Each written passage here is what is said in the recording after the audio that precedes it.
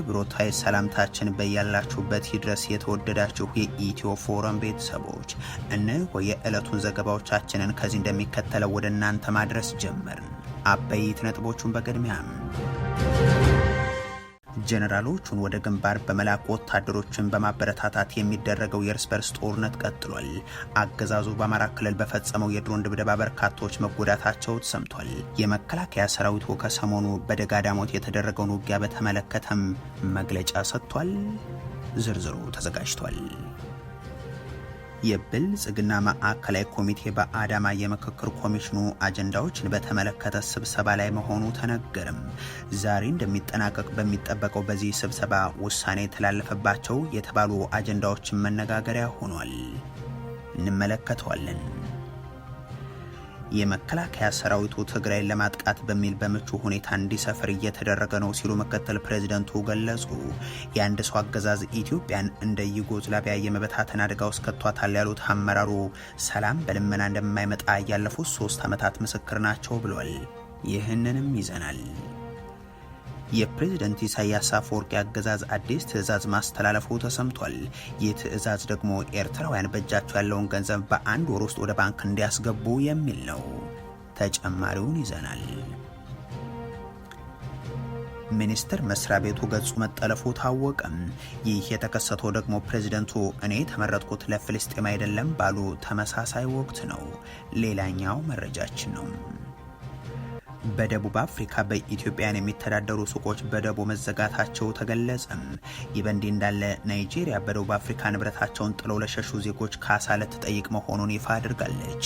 የተወደዳችሁ የኢትዮ ፎረም ቤተሰቦች አብራችሁን ስትቆዩ እነዚህን እና ሌሎችን መረጃዎችን ታደምጣላችሁ። ሰናይ ቆይታ ይሆንላችሁ። ጀነራሎችን ወደ ግንባር በመላክ ወታደሮችን በማበረታታት የሚደረገው የእርስ በርስ ጦርነት ቀጥሏል። አገዛዙ በአማራ ክልል በፈጸመው የድሮን ድብደባ በርካቶች መጎዳታቸውም ተሰምቷል።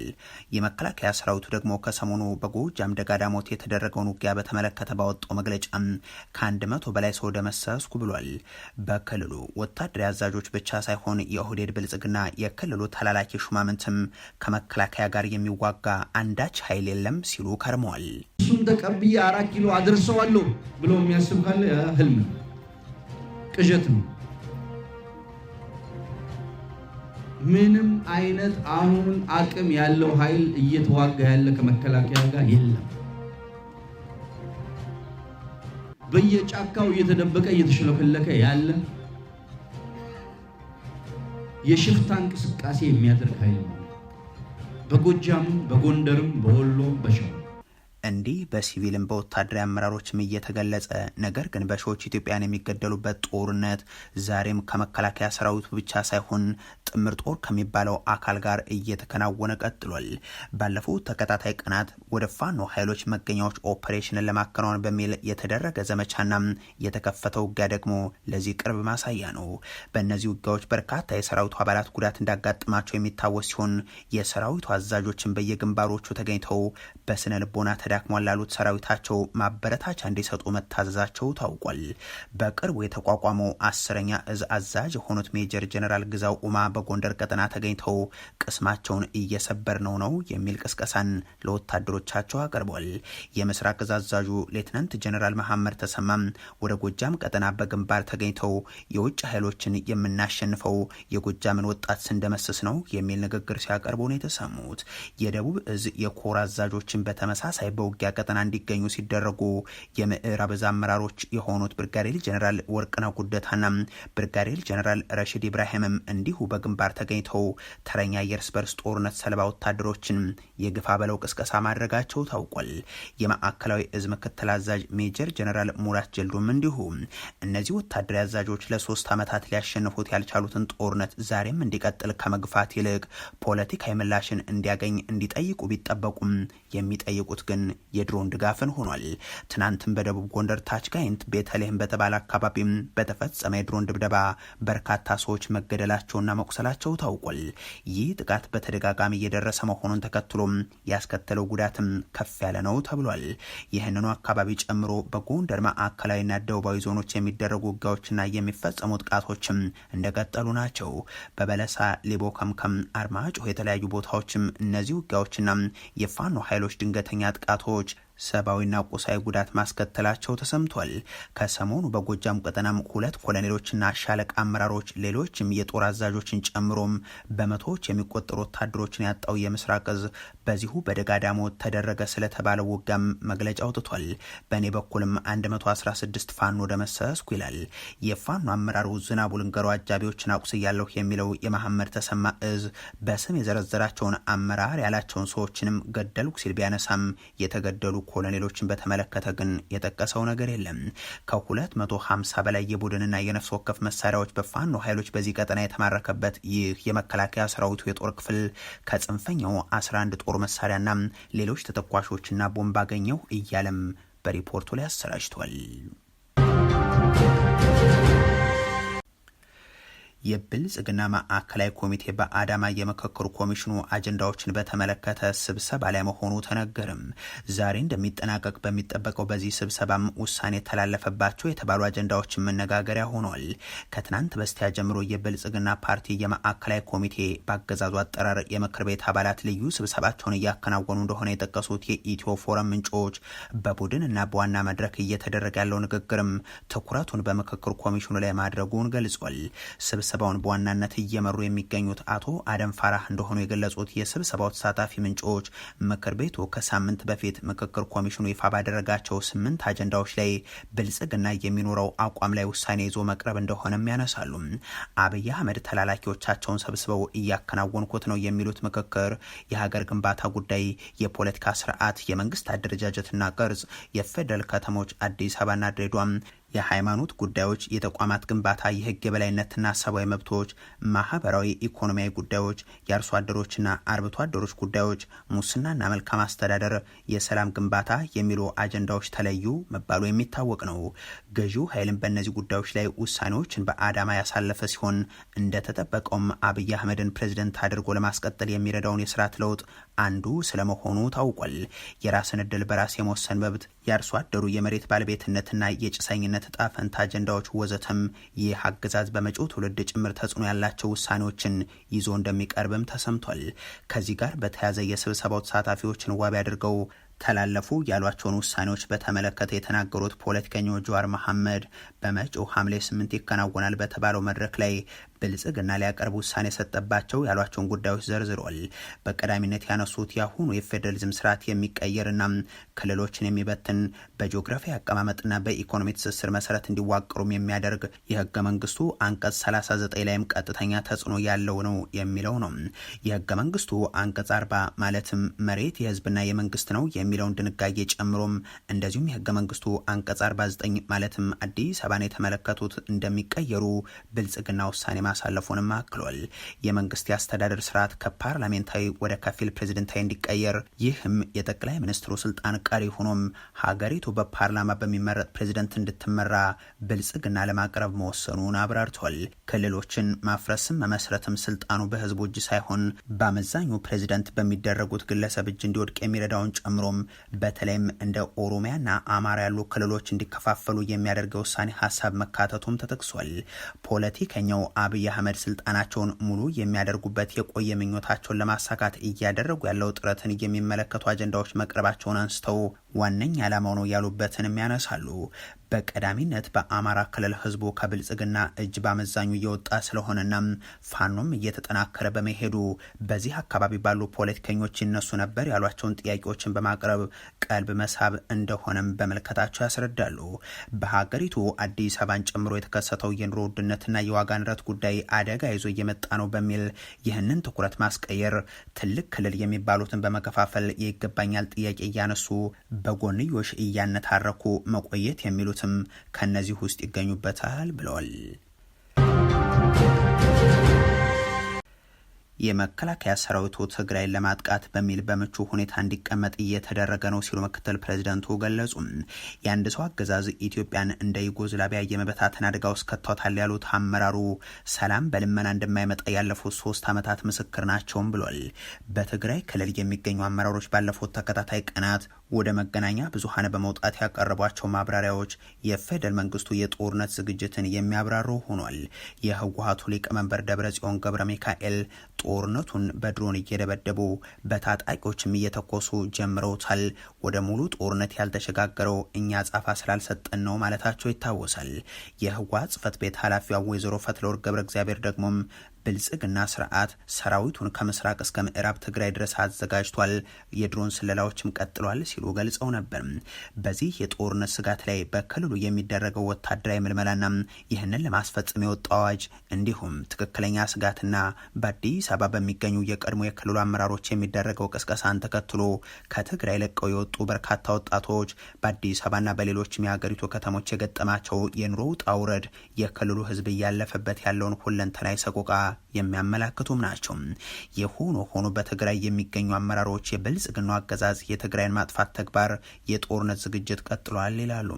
የክልሉ የፓርቲም የፕሬዝደንቱ ምክትል የሆኑት አቶ አማኑኤል አሰፋም የመከላከያ ሰራዊቱ ትግራይን ዳግም ለማጥቃት ምቹ ሁኔታ ላይ እንዲቀመጥ ተደርጓል ብለው ትናንት እኛ ሊያዝመቷቸው የነበሩትን የኢትዮጵያ ህዝቦችና ጎረቤቶችን ለማሰባሰብ ጥረት እያደረገ ነው፣ እኛ ላይ የማይተባበሩትን ሁሉ ጠላት እያለም እየፈረጀ ነው ሲሉ አስረድተዋል።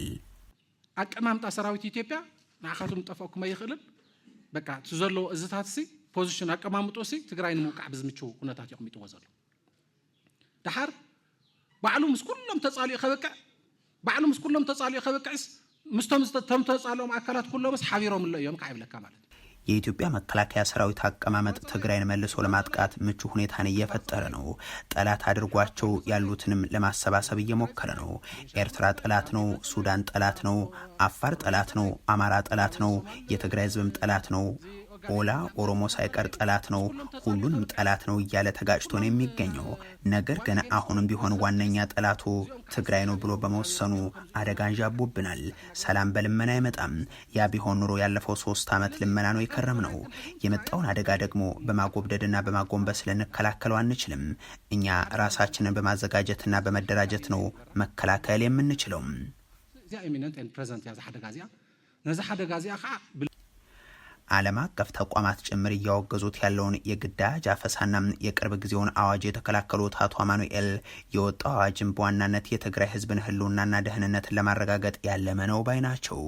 እንደ ጠላት ጎረቤት የሚያይን ስርዓት በጀት፣ ገንዘብ፣ ነዳጅ ክልከላን ጨምሮ እያደረሰ ያለውን ህዝባዊ ጥቃት ከማንሳት ይልቅ ይህንን አዋጅ በተሳሳተ መንገድ እንዲተረጎም አድርገዋል ያሏቸውን አካላትም እኒሁ አመራር ሲወቅሱ ተደምጧል።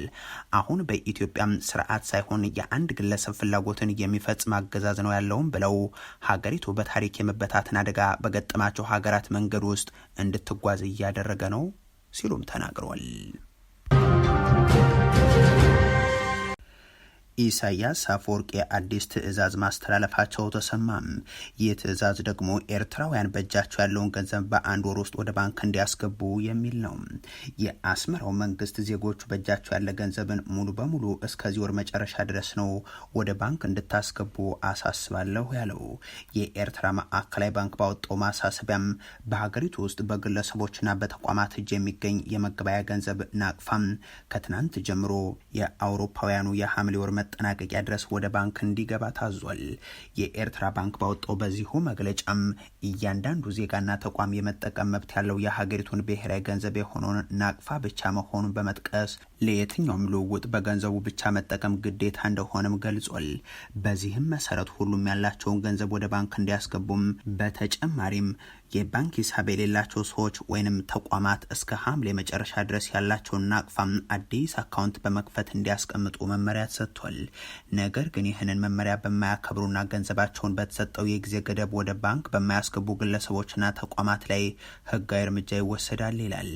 በተቀመጠው የጊዜ ገደብ የወጣውን መመሪያ ተግባራዊ በማያደርጉት ላይ ይወሰዳል የተባለው ህጋዊ እርምጃ ምን እንደሆነ ባይብራራም ይህ አዲስ መመሪያ የኤርትራ መንግስት በውጭ ምንዛሬ ተመን በገንዘብ ዝውውርና በፍጆታ እቃዎች ላይ ለ10 ዓመታት ሲያካሄድ የቆየውን ጥብቅ ቁጥጥሩን የሚያጠናክር ሆኗል። ከ10 ዓመት በፊት የኤርትራ መንግስት አዲስ የመገበያ ገንዘብ አሳትሞ ባሰራጨበት ጊዜም በለውጥ ሂደት በህዝቡ እጅ የነበረውን ጥሬ ገንዘብ በሙሉ ወደ ባንክ እንዲገባ አድርጎ ነበር። በኢሳያስ አገዛዝ ስር ባለችው ኤርትራ ውስጥ በሚገኝ ባንክ ገንዘብ ያላቸው ሰዎች ከባንክ ሂሳባቸው በአንድ ወር ውስጥ ማውጣት የሚችሉት 5000 ናቅፋ ብቻ እንደሆነ ተገድቧል። የምጣኔ ሀብት ባለሙያዎች እንደሚሉት ይህ በዜጎች የገንዘብ እንቅስቃሴ ላይ የተጣለው የመጠን ገደብ በህዝቡ የንግድ ልውጦችና የዕለት ከዕለት ህይወት ላይ ከፍተኛ ተጽዕኖ በማሳደር ኢኮኖሚያዊ እንቅስቃሴን እያጓተተ ያለ ነው። ከፍተኛ መጠን ገንዘብ ለሚያስፈልጋቸው ግዢዎችና ለሌሎችም ወጪዎች ገንዘብ የሚፈልጉ ኤርትራውያንም በወጣው ጥብቅ ገደብ ምክንያት ለበርካታ ወራት ገንዘብ ከባንክ በማውጣት ለማጠራቀም ይገደዳሉ። በተጨማሪም እንደ ሰርግ ላሉ ከፍተኛ ወጪ ለሚጠይቁ አንዳንድ ጉዳዮች ከተቀመጠው ወርሃዊ 5000 ብር በላይ ከባንኮች ገንዘብ ለማውጣት ከአካባቢያቸው ባለስልጣናት የፍቃድ ደብዳቤ ማግኘት አለባቸው። ኤርትራ በአፍሪካ በመንግስት በጣም ጥብቅ ቁጥጥር የሚደረግበት የባንክ ስርዓት ካሏቸው ሀገራት መካከል አንዷ ናት። በሀገሪቱ ዘመናዊ የገንዘብ ዝውውርና የባንክ አገልግሎት የሌለ በመሆኑም አብዛኛው የገንዘብ ዝውውርና ግብይትም በጥሬ ገንዘብ ብቻ ነው የሚከናወነው። በደቡብ አፍሪካ በኢትዮጵያን የሚተዳደሩ ሱቆች በደቦ እየተዘጉ ነው ተባለም። ይህ በእንዲህ እንዳለ ናይጄሪያ በደቡብ አፍሪካ ንብረታቸውን ጥለው ለሸሹ ዜጎቿ ካሳ ልትጠይቅ መሆኑ ተሰምቷል። ከትናንት በስቲያ ጀምሮ በመቶዎች የሚቆጠሩ ሰልፈኞች በኤደን ፓርክ ውስጥ የሚገኙ በተለምዶ ስፓዛ ተብሎ የሚጠሩ ሱቆች ጋር በመጓዝ ሱቃችሁን ዘግታችሁ አሁኑን ወጡ የሚል መልእክትና ማስጠንቀቂያም በኢትዮጵያውያን ስደተኞች ሱቆች ላይ አስተላልፏል ተብሏል። እነዚህ በኢትዮጵያን የሚተዳደሩ ሱቆች ባለቤቶችም ማስጠንቀቂያቸው በደረሳቸው በሰዓታት ውስጥ እቃቸውን ጭኖ መሄዳቸው ተገልጿል። ይህ በእንዲህ እንዳለ ናይጄሪያ በቅርብ ወራት በተደረጉ የተቃውሞ ሰልፎች ምክንያት ደቡብ አፍሪካን ለቀው ለተመለሱ ዜጎቿ ካሳ ልትጠይቅ መሆኑን አሳውቃለች። የሀገሪቱ የውጭ ጉዳይ ሚኒስትር ቃል አቀባይ እንደተናገሩት ከሆነም ጉዳዩ በከፍተኛ ደረጃ በሁለቱ ሀገራት መንግስታት መካከል ንግግር ይደረግበታል ብለዋል። በደቡብ አፍሪካ የናይጄሪያ ተወካይ ከፍተኛ ኮሚሽነር ባሳለፍነው ማክሰኞ ናይጄሪያውያን ጥለዋቸው የወጡ ንግዶችና ንብረቶች መንግስት መመዝገብ መጀመሩን ተናግሯል። ከደቡብ አፍሪካ እስኪወጣ ድረስ እየተጠባበቀ ያለ አንድ ናይጄሪያዊ ለ10 ዓመታት ገደማ በደቡብ አፍሪካ መኖሩንና ለደህንነቱ ስጋት ስላደረበት ንግዱንና ቤቱን ጥሎ መውጣቱን ይናገራል። ይህ የ32 ዓመቱ ናይጄሪያዊ ከደቡብ አፍሪካ መንግስታቸው እንዲያስወጣቸው እየተጠባበቁ ካሉ በመቶዎች የሚቆጠሩ ዜጎች ውስጥ አንዱ ነው። ባለፉት ሳምንታት ከ600 የሚበልጡ ናይጄሪያውያንም ወደ ሀገራቸው ተመልሰዋል። የሚኒስቴር መስሪያ ቤቱ ገጽ መጠለፉ ተሰማ። ይህ የተከሰተው ደግሞ ፕሬዝደንቱ እኔ የተመረጥኩት ለፍልስጤም አይደለም ባሉ ተመሳሳይ ወቅት ነው። የሶማሌላንድ አስተዳደር የውጭ ጉዳይ ሚኒስቴር ይፋዊ ገጽ የሳይበር ጥቃት እንደተፈጸመበት ተዘግቧል። ይህ ጠለፋ የተከናወነው ደግሞ ለሀውቲ ታጣቂዎች ድጋፍ ባለው ሳይበር ኢስላሚክ ሬዚስተንስ በተሰኘ ቡድን አማካኝነት ስለመሆኑ የሶማሊያ መገናኛ ብዙሃን ዘግቧል። ይህ ጠለፋ የተፈጸመው ሀውቲዎቹ ሶማሌላንድ የእስራኤል የጥቃት መፈጸሚያ ቤዝ እንዳትሆን ካስጠነቀቁም በኋላ ነው። የሀገርነት እውቅናን ከተለያዩ ሀገራት ለማግኘት ጥረት እያደረጉ የሚገኙት የሶማሌላንድ ፕሬዚዳንት አብዱራህማን መሐመድ አብዱላሂ ኢሮም ከእስራኤል ጋር የተፈጠረውን ግንኙነት በተመለከተ የተነሳባቸውን ተቃውሞ በተመለከተ ምላሽ ሰጥቷል። ፕሬዚደንቱ ባደረጉት ንግግር የሀገራቸው ኤምባሲም በምዕራባዊ ኢየሩሳሌም መከፈቱን ገልጸው ይህም በበርካታ ሀገራት የእስራኤል ግዛት ሆኖ እውቅና የተሰጠው ቦታ መሆኑን አስረድተዋል። እኔ የተመረጥኩት ለፍልስጤም ለመስራት አይደለም፣ ይሁንና የተመረጥኩት የሶማሌላንድን ጥቅም ለማስጠበቅ እንድሰራ ነው ካሉ በኋላ ሶማሌላንድ ፍልስጤምን እንዳልጎዳችና የፍልስጤማውያን የወደፊት ዕጣ ፈንታቸውን የመወሰን መብት እንደሚደግፉ አስታውቋል።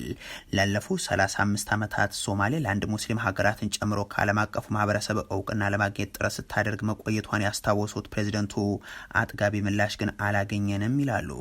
ፕሬዝደንት ሂሮ በንግግራቸው ለሙስሊም ሀገራት ባስተላለፉት መልእክትም ወንድሞቻችን እንፈልጋችኋለን፣ የእናንተ ወንድሞች እንደመሆናችን ተመልከቱን፣ እኛን ማየት ካልፈለጋችሁ ግን ቢያንስ ተውን ማለታቸው ተዘግቧል። የተወደዳችሁ የኢትዮ ፎረም ቤተሰቦች ለዛሬ ያሉን መረጃዎች ይህንን ይመስሉ ነበር። አበቃን። ቸር ያሰማን።